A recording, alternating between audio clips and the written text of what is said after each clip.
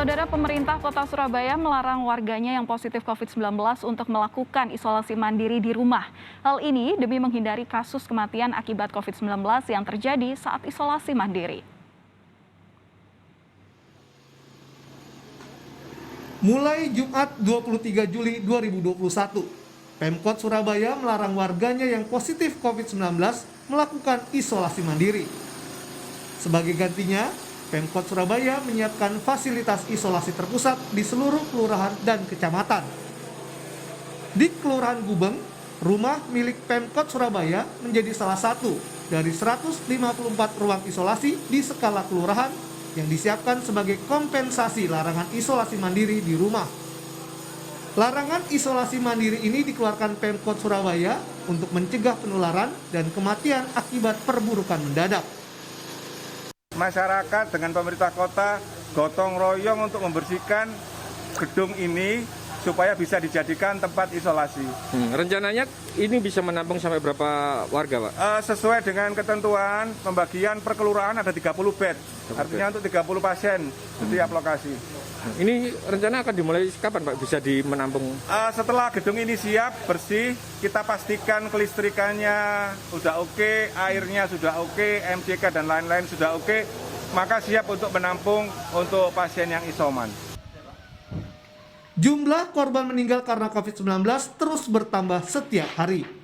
Bahkan, sejak lonjakan kasus COVID-19 pada Juni, semakin banyak orang yang meninggal di rumah saat isolasi mandiri. Data dari lapor COVID-19 menunjukkan, sampai Kamis 22 Juli, ada 2.313 orang yang meninggal saat menjalani isolasi mandiri. Angka kematian isolasi mandiri paling banyak terjadi di DKI Jakarta, yang jumlahnya mencapai 1.214 kasus. Disusul Jawa Barat 245 kasus dan Jawa Tengah 141 kasus. Kemudian di Yogyakarta ada 134 kasus, Jawa Timur 72 kasus, dan Banten dengan 58 kasus.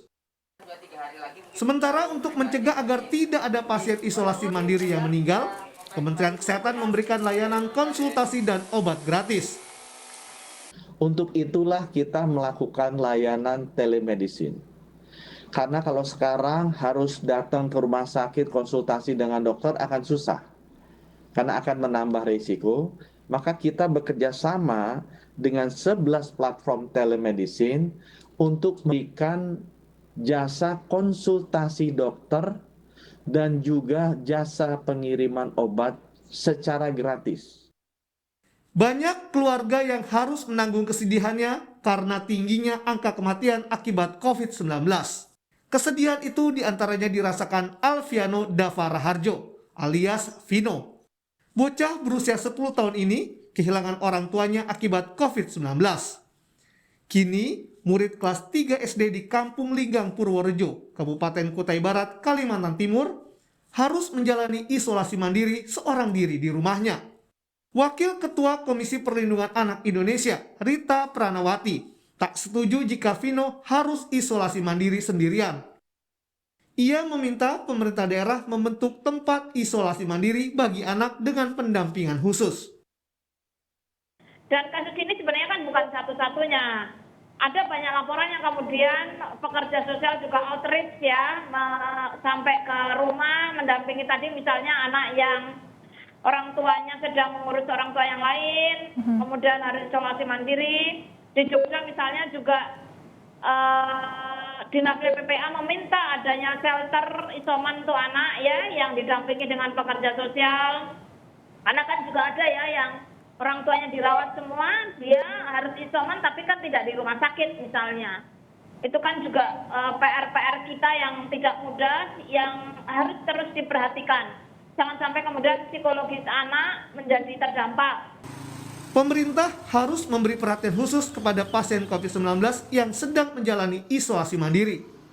Bantuan dan pendampingan akan sangat bermanfaat bagi kesembuhan pasien. Tim Liputan, Kompas TV. Informasi lebih lengkap penanganan pasien COVID-19, kita sapa jurnalis Kompas TV Alfian Rahman di Surabaya, Jawa Timur.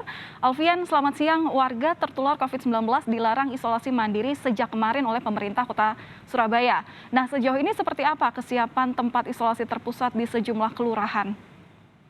Ya, selamat siang Valen dan juga saudara. Terkait larangan isolasi mandiri, yaitu kebijakan dari pemerintah Kota Surabaya kepada warganya per tanggal kemarin, hari Jumat kemarin ini memang sebagian besar keterangan dari Wali Kota Surabaya Eri Cahyadi, sebagian besar di kelurahan dan kecamatan sudah siap baik ruang maupun gedung isolasi khusus atau terpusat yang nantinya akan dilakukan isolasi bagi warga sekitar yang terpapar COVID-19.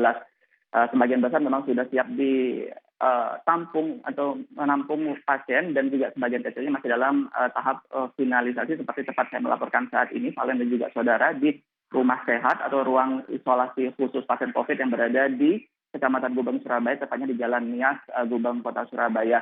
Di sini pantauan kami dari pagi tadi sekitar pukul 8 waktu Indonesia bagian Barat, petugas masih terus bekerja mempersiapkan baik dari sanitasi, terus instalasi kelistrikan dan juga penyekatan pembuatan sekat-sekat dari kamar, karena di tempat ini sendiri yang sebelumnya memang merupakan bangunan gudang dari SMP 6 Kota Surabaya ini sendiri sekarang dialihfungsikan sebagai tempat isolasi khusus pasien COVID yang nantinya akan langsung digunakan bagi mereka yang berasal dari Kecamatan Gubeng, Kota Surabaya sendiri. Ada sekitar lebih dari 5 ruang besar yang ada di tempat saya melaporkan saat ini. Nantinya ruang tersebut juga akan di-sekat oleh petugas. Selain itu juga ada belasan ruang kecil lainnya yang kemudian nanti akan dilengkapi dengan fasilitas penunjang lainnya sebagai tempat isolasi bagi pasien COVID-19 di Kecamatan Gubeng sendiri. Setidaknya ada 5 tempat isolasi di mana 4 merupakan bagian dari gedung sekolah SD yang digunakan sebagai tempat isolasi di Kecamatan Gubeng, dan saat ini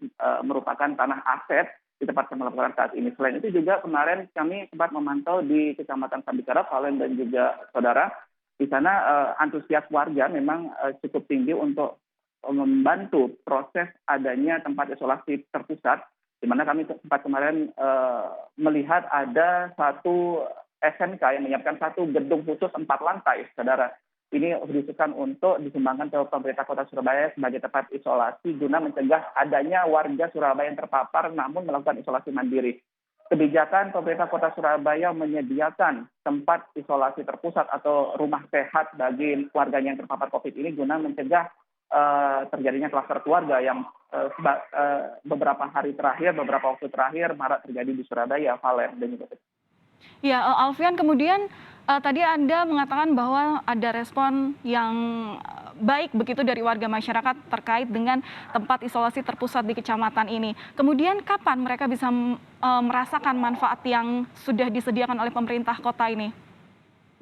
Terkait respon sendiri, Valen dan juga saudara, ada beberapa respon memang sebagian besar menerima baik dan keputusan dari pemerintah Kota Surabaya, namun ada sebagian kecil lainnya, seperti kemarin kami mantau di Kecamatan Duku Pakis dan juga di Kecamatan Gubeng, tepatnya melaporkan saat ini sebenarnya merupakan relokasi dari SDN 1 Gubeng, Surabaya, yang awalnya di SD tersebut digunakan tempat isolasi, namun sebagian warga di situ menolak dengan alasan kesehatan juga akses yang sempit menuju lokasi gedung sekolah, sehingga akhirnya hasil audiensi dari pemerintah bersama warga sekitar memutuskan untuk mengalih lokasikan tempat tersebut di tanah aset Kota Surabaya seperti saat ini, agar tetap mobilitas warga maupun juga mobilitas nakes dapat lancar proses masuk dan keluarnya. Berikut keterangan lebih lanjut dari Wali Kota Surabaya Eri Cahyadi terkait hal tersebut. Sudah siap banyak. Memang ada beberapa yang menolak, tapi setelah kita jelaskan, karena dipikirnya tempat isolasi mandiri ini tempat yang kayak rumah sakit, gowo, ambulan. Setelah kita jelaskan baru ngerti, oh maksudnya begitu, Pak. Karena apa? Tempat bukan isolasi mandiri ya, rumah sehat ini kan sebenarnya yang dari kelurahan itu siapa yang sakit. Kalau dia itu yang sakit umpamanya bapaknya, anaknya negatif tapi dalam satu rumah, anaknya kan masih keliling, padahal sudah tertular, kita tidak bisa kontrol. Yang tertular siapa? Warga kampungnya. Nah, saya tidak ingin warga kampung itu tertular, karena itu yang sakit kita masukkan di sana, kita fokuskan dalam satu tempat, dan ini untuk kepentingan warga sendiri. untuk keselamatan warga sendiri. Baru beberapa sudah banyak, termasuk kemarin yang di rumah sakit di mana Bung Tomo juga sama, di Gading juga sudah berubah. Karena apa sih? COVID ini kan pompo wedi. Tapi ayo, saya berharap COVID ini adalah bukan aib. COVID ini bukan penyakit yang medeni, tapi kalau diobati bisa sembuh.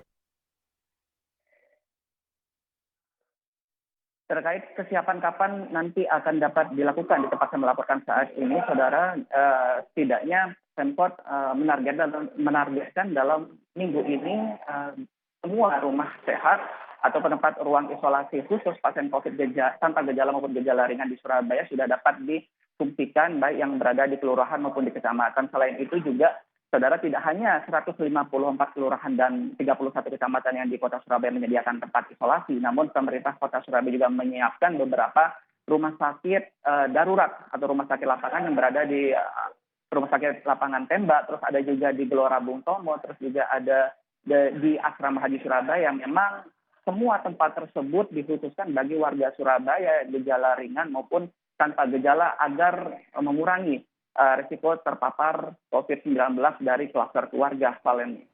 Baik, sejumlah rumah sehat yang ada di wilayah kelurahan dan juga kecamatan di Surabaya kini masih dalam proses finalisasi. Harapannya minggu ini menjadi terakhir persiapan sehingga manfaat dari didirikannya rumah sehat ini dapat dirasakan oleh warga yang memang harus melakukan isolasi akibat COVID-19. Terima kasih Alfian Rahman melaporkan langsung dari rumah sehat terpusat di kawasan Gubeng, Surabaya. Dari Surabaya, Jawa Timur.